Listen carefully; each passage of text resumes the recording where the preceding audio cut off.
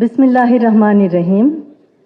আজকের অনুষ্ঠানে সভাপতি professor doctor S M. Arif Ahsan, বিশেষ অতিথিবৃন্দ, মাননীয় মন্ত্রী সর্দার মোহাম্মদ সাখাওয়াত হোসেন এমপি, সম্মানিত professor Nuruddin, doctor Mohammad Zafar Iqbal, professor doctor Harun Al Rashid, professor doctor Provat Chandra Biswas, doctor Mohammad Zahirul ইসলাম, শ্রদ্ধেয় চিকিৎসকবৃন্দ, সম্মানিত সুধী, আসসালামু আলাইকুম।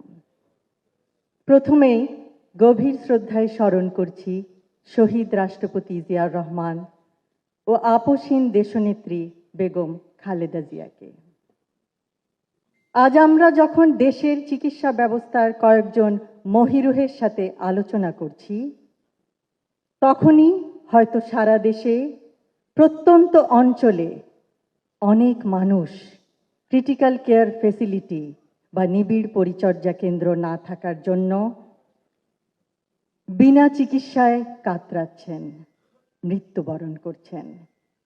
ঢাকা শহরে বাংলাদেশের মোট জনসংখ্যার ন্যূনতম অংশ বাস করে, কিন্তু রাজধানী ঢাকায় ক্রিটিক্যাল কেয়ার ফেসিলিটি দেশের ৮০ থেকে ৯০%। বিভিন্ন গ্রামে ক্রিটিক্যাল কেয়ার চিকিৎসা ব্যবস্থা একেবারেই অপ্রতুল। Bangladesh society of critical care medicine এই ক্ষেত্রে বিরাট অবদান রাখতে পারে। বিগত বছরের অবহেলায় বাংলাদেশে ক্রিটিক্যাল কেয়ার ফেসিলিটির এক ভয়াবহ চিত্র। প্রতি ১ লক্ষ দেশবাসীর জন্য ক্রিটিক্যাল কেয়ার বেডের সংখ্যা ১.৭। সাধারণ হাসপাতাল বেডের সংখ্যা ১ লক্ষ দেশবাসীর জন্য মাত্র ৯টি। ৬৪ জেলার মধ্যে ৩৮টি জেলায় স্থানীয় হাসপাতালে কোনো ক্রিটিক্যাল কেয়ার বা নিবিড় পরিচর্যা কেন্দ্র নেই। দেশের ৮০ থেকে ৯০% ইন্টেন্সিভ কেয়ার ইউনিট রাজধানী ঢাকায় অবস্থিত, কিন্তু ক্রিটিক্যাল কেয়ার ইউনিটগুলি মূলত বড় শহরের হাসপাতালগুলিতে। আমাদের ৬৮ থেকে ৭০% দেশবাসী বাস করে গ্রামাঞ্চলে। তাহলে তারা কিভাবে ক্রিটিক্যাল কেয়ারের মতো সেবা পাবে? কেউ অসুস্থ হলে তার জন্য কিভাবে সর্বোচ্চ চিকিৎসা সেবা প্রদান করা যাবে? নবজাতক শিশু, অন্তঃসত্ত্বা মা, নিউমোনিয়া বা স্ট্রোকে আক্রান্ত বয়োবৃদ্ধ অথবা সড়ক দুর্ঘটনায় আহত তরুণ, সকলেই ক্রিটিক্যাল কেয়ারের অভাবে শীঘ্রই মৃত্যুর কোলে ঢলে পড়ছে। কিন্তু নিঃসন্দেহে পরিস্থিতির পরিবর্তন সম্ভব। আমরা সংকল্প গ্রহণ করলে আর কোনো দেশবাসী তার গুরুতর শারীরিক অবস্থার সময় বিনা চিকিৎসায় মৃত্যুবরণ করবে না। সকলে একসাথে কাজ করার মাধ্যমে, সুষ্ঠু পরিকল্পনা বাস্তবায়নের মাধ্যমে ক্রিটিক্যাল কেয়ার ইউনিটের সংখ্যা বাড়ানো সম্ভব।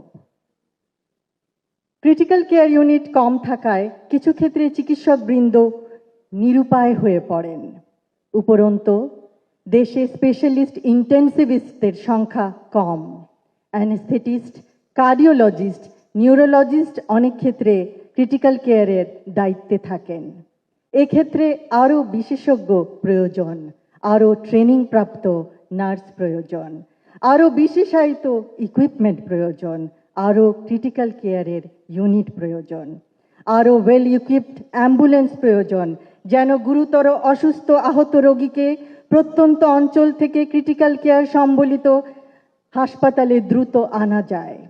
শুধুমাত্র তাহলেই আমরা আরও বেশি সংখ্যক রোগীকে ক্রিটিক্যাল কেয়ার ইউনিটে চিকিৎসা প্রদান করতে পারব।